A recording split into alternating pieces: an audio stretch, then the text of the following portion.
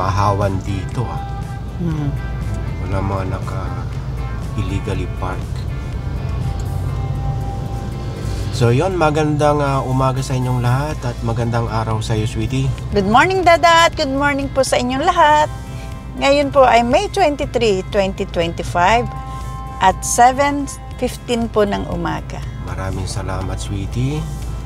Kung maalaala nyo, nung nakaraang linggo, napasadahan natin yung Recto, Zaragoza, Arten, Moriones. Ang dami nun. Oo, Wanlona. Saka hanggang nagtapos tayo sa Honorio Lopez at sakop ng Balotundo. Sakop pala yun ng balot. Ayun, yung pinuntahan natin na yun? Yung pinakahuli. Oo. At kaya natin ginawa yung video na yon dahil nga bago umupo si Yormi. Malapit na, July 1st.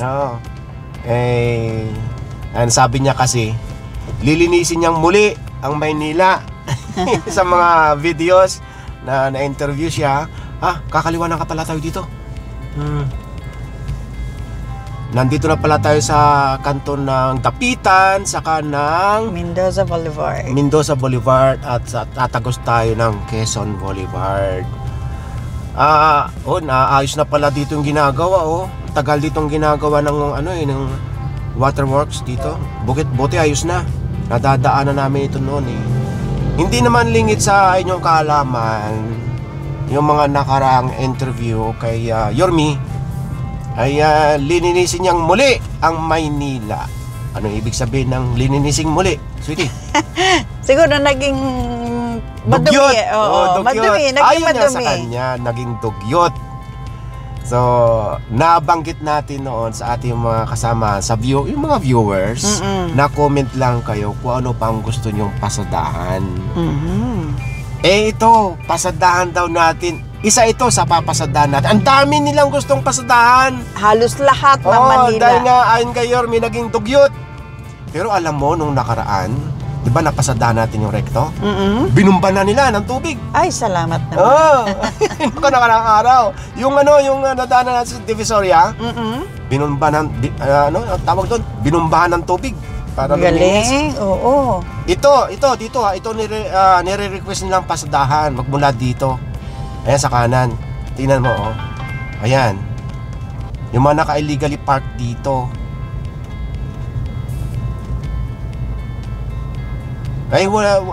Pakita lang natin, ha? Oo. Yung sitwasyon. Sa ngayon, yung sitwasyon po sa ngayon. Yung purpose kasi ng vlog natin nung nakaraang linggo ay tinawag natin comparison. Hanggang part 3 yun, di ba? Oo nga. Hanggang part 3. So, ibig sabihin, yung nagdaang administrasyon at yung pag-uupo muli ni Yormi. Dahil na prove naman natin noon, di ba? Malaki ang pinagbago ng Maynila. Oo naman. Bukod dito sa na-request nilang pasadahan itong dadaanan natin, papasadahan din natin yung nabanggit natin yung nakaraan, yung Palangka. Oo. Saka yung Arlegue. At nagre-request pa sila na meron daw tayong dapat pasadahan ng gabi. Talaga lang? Hanggang gabi?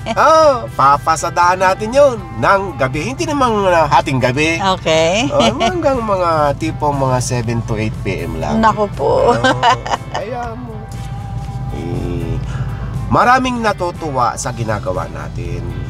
Marami. Kasi nga, yung mga nasa bahay lang, katulad natin mga senior citizen. Naku. Yung mga hindi na nakakalabas ng bahay or madalang makalabas ng bahay, ay naipapasyal na natin sila. Pwede po. Totoo po yan. At nai-update natin sila sa mga nangyayari dito sa Metro Manila at Karatig Probinsya. Kaya maraming salamat sa inyo, dahil natutuwa kayo or na-appreciate nyo ang ginagawa namin ni Sweetie. Thank you so much po sa inyong lahat. Dahil tayo ang kanilang nagiging mata. Ngayon po pala ay Friday. Quiapo Church. At tiempo. Kaya Friday natin pinasadahan ito. Kasi nasabi ko, yung mga nakapark dyan bago magsimbahan. Oo. Dati kasi may nakapark dyan. Baka exempted sila every Friday. Hindi. Ayon na rin sa mga nakakausap natin dyan noon, may pay parking. Okay. Yung mga motor. Mm-mm. Okay lang naman na mayroong pay parking basta igilid naman. Oh.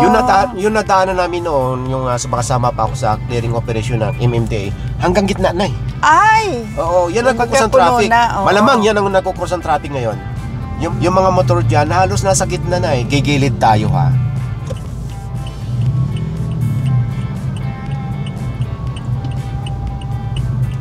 Ay, may basura sa unahan. Kaya, traffic.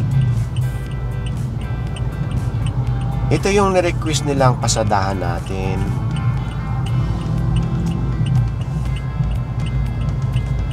Kasi yung nadadaanan namin ito nung sa MMDA pa ako sumasama, mga 9 eh. 9 or 10 ng umaga. Ay ngayon, nasa 7:30 pa lang tayo. Malayo pa pala tayo sa simbahan. Malayo pa.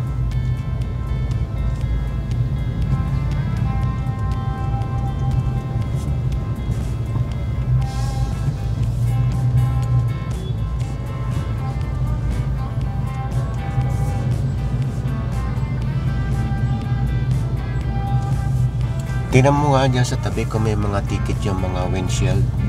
Wala akong nakikita Wala. pa. Oo. Pero meron nga, ayan sa Meron yung sa windshield? nagpapapark. Meron nagpapapark. Oo. Ayan. Baka, ayun, meron na. Nasa loob. Yung Yung Parking parking ticket. ito yung sinasabi ng mga viewers natin. Yung lugar na ito. Ayun yung isa na sa niya pa, wiper. Nakaipit. Yung May ticket. nadaanan namin ito, halos nasa gitna na yung yung mga motorsiklo nakaparada.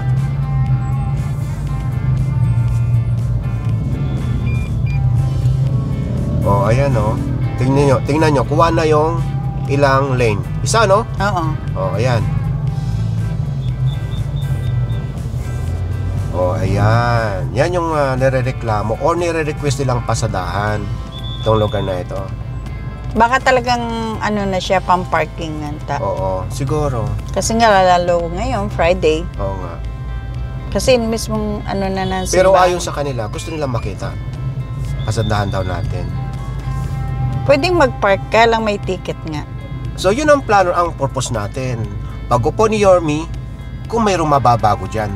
Yun, ang tanong diba? natin. Hanggang doon, Kasi sa tinan mo. gilid ng simbahan. Mm-mm. Mayroon pa tayong sikat dito na pinupuntahan ng tao.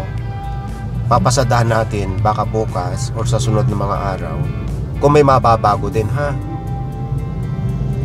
So ayan na yan ha, hanggang dyan. Ang daming sumisimba. Oo.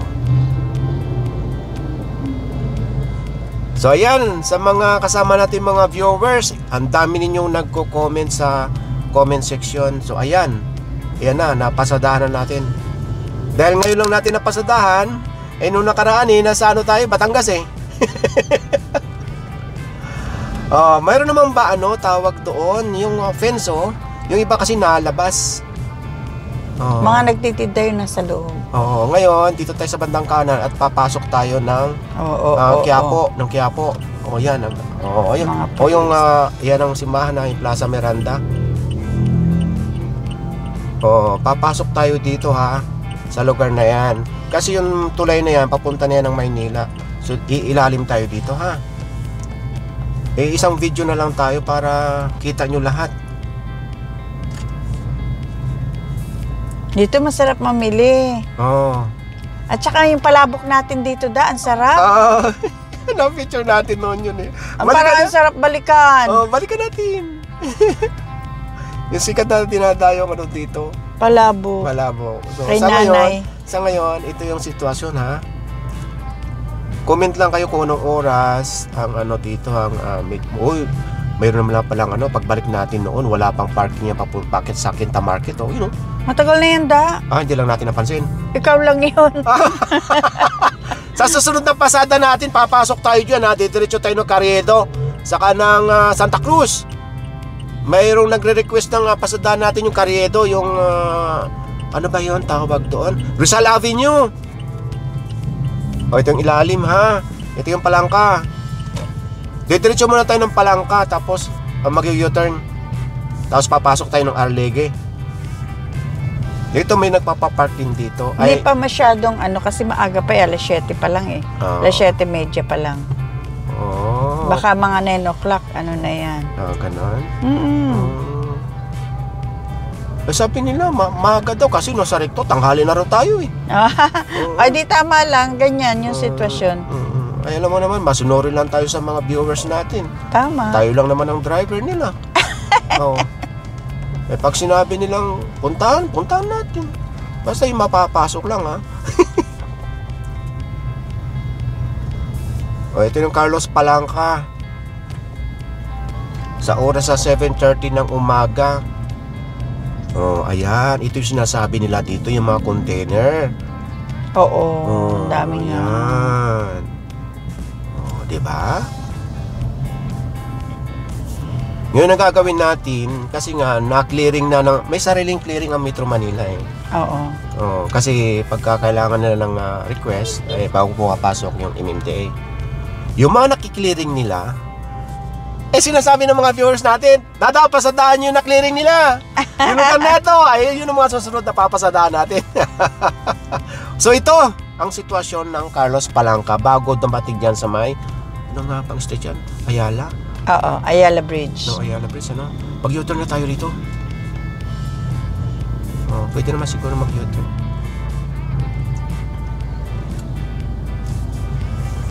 Oh, ayan. Dito natin sa kanto.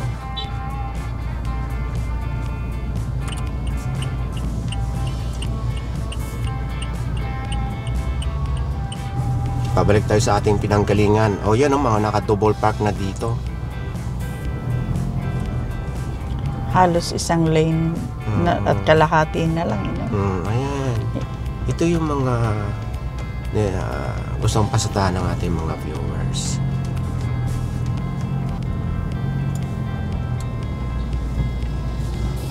Malaki naman kasi talaga yung mga kalsada.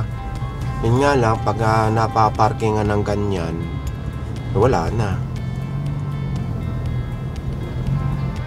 Ang padiretso nito, labas na yan ng Rizal Avenue. So kakanan muna tayo ha. Dahil yung isa sa mga request ng ating mga viewers, yung Arlegue.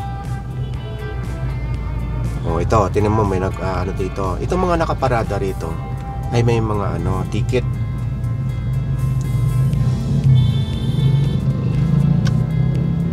Ayan, may mga ticket yan.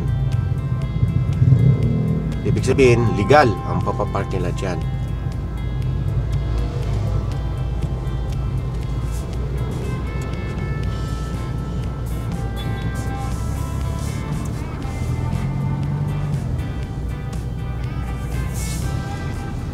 Alam niyo, marami pa mga kabayan natin hindi pa napapasok dito sa Arlegue.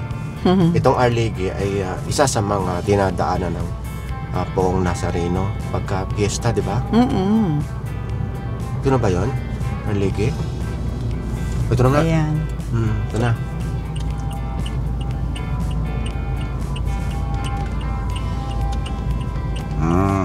Ito na Arlegue ha.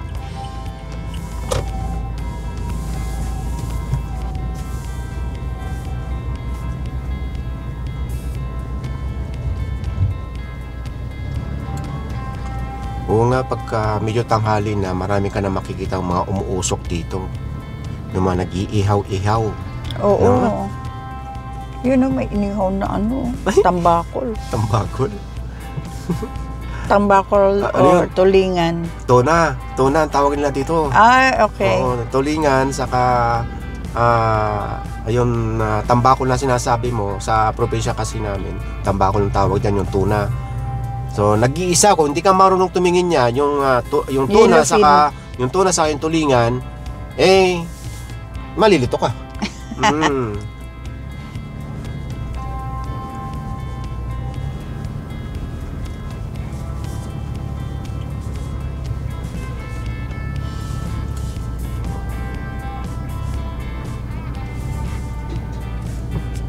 Sa isang araw, babalikan natin yung rekto.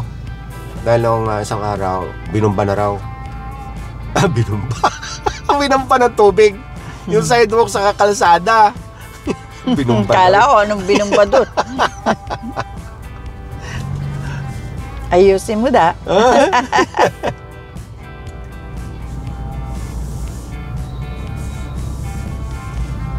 Alabas natin ito, yung ano na, yung pakaliwa papunta ng Ligarda.